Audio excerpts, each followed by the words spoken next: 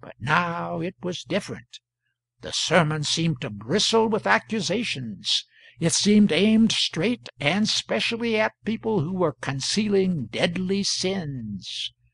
After church they got away from the mob of congratulators as soon as they could, and hurried homeward, chilled to the bone at they did not know what, vague, shadowy, indefinite fears. And by chance they caught a glimpse of Mr. Burgess as he turned a corner. He paid no attention to their nod of recognition. He hadn't seen it, but they did not know that. What could this conduct mean? It might mean, oh, a dozen dreadful things. Was it possible that he knew that Richards could have cleared him of guilt in that bygone time, and had been silently waiting for a chance to even up accounts?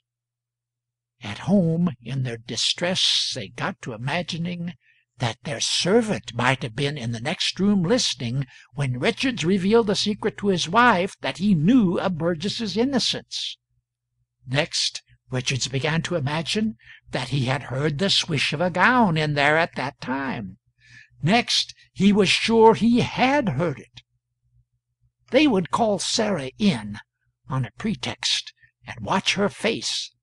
If she had been betraying them to Mr. Burgess, it would show in her manner. They asked her some questions which were so random and incoherent and seemingly purposeless, that the girl felt sure that the old people's minds had been affected by their sudden good fortune. The sharp and watchful gaze which they bent upon her frightened her, and that completed the business. She blushed, she became nervous and confused, and to the old people these were plain signs of guilt of some fearful sort or other. Without doubt she was a spy and a traitor. When they were alone again, they began to piece many unrelated things together and get horrible results out of the combination. When things had got about to the worst, Richards was delivered of a sudden gasp, and his wife asked, "Oh, what is it? What is it?" "The note. Burgess's note. Its language was sarcastic. I see it now."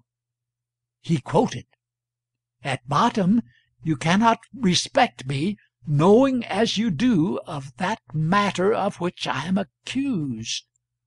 "Oh, it is perfectly plain now. God help me, he knows that I know. You see the ingenuity of the phrasing. It was a trap, and like a fool I walked into it. And Mary, oh, it is dreadful. I know what you're going to say. He didn't return your transcript of the pretended test remark." "No, kept it to destroy us with. Mary, he has exposed us to some already. I know it well. I saw it in a dozen faces after church. Ah, he wouldn't answer our nod of recognition. He knew what he had been doing." In the night the doctor was called. The news went around in the morning that the old couple were rather seriously ill, prostrated by the exhausting excitement growing out of their great windfall, the congratulations and the late hours, the doctor said. The town was sincerely distressed, for these old people were about all it had left to be proud of now. 2 days later the news was worse. The old couple were delirious, and were doing strange things. By witness of the nurses, Richards had exhibited checks for $8,500? No, for an amazing sum, $38,500. What could be the explanation of this gigantic piece of luck? The following day the nurses had more news, and wonderful. They had concluded to hide the checks, lest harm come to them, but when they searched they were gone from under the patient's pillow, vanished away.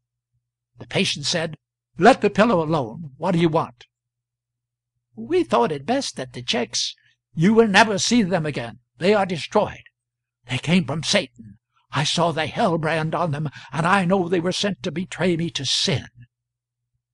then he fell to gabbling strange and dreadful things which were not clearly understandable, and which the doctor admonished them to keep to themselves. Richards was right. The checks were never seen again. A nurse must have talked in her sleep, for within 2 days the forbidden gabblings were the property of the town, and they were of a surprising sort. They seemed to indicate that Richards had been a claimant for the sack himself, and that Burgess had concealed that fact and then maliciously betrayed it. Burgess was taxed with this and stoutly denied it, and he said it was not fair to attach weight to the chatter of a sick old man who was out of his mind. Still, suspicion was in the air, and there was much talk. After a day or two it was reported that Mrs. Richards's delirious deliveries were getting to be duplicates of her husband's. Suspicion flamed up into conviction now, and the town's pride in the purity of its one undiscredited important citizen began to dim down and flicker toward extinction. 6 days passed. Then came more news. The old couple were dying. Richards's mind cleared in his latest hour, and he sent for Burgess. Burgess said, "Let the room be cleared. I think he wishes to say something in privacy." "No," said Richards, "I want witnesses. I want you all to hear my confession, so that I may die a man and not a dog. I was clean, artificially, like the rest, and like the rest I fell when temptation came. I signed a lie and claimed the miserable sack. Mr. Burgess remembered that I had done him a service, and in gratitude and ignorance he suppressed my claim and saved me.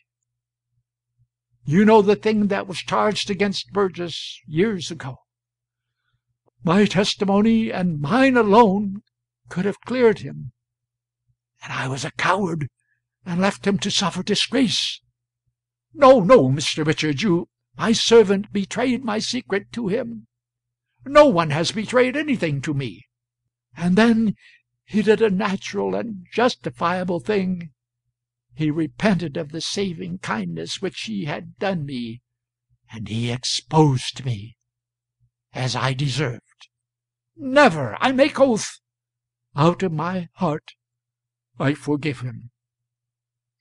Burgess's impassioned protestations fell upon deaf ears. The dying man passed away, without knowing that once more he had done poor Burgess a wrong. The old wife died that night. The last of the sacred 19 had fallen a prey to the fiendish sack. The town was stripped of the last rag of its ancient glory. Its mourning was not showy, but it was deep.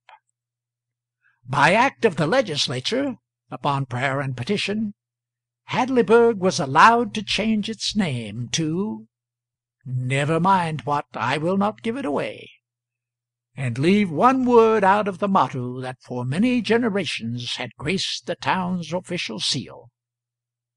It is an honest town once more, and the man will have to rise early that catches it napping again.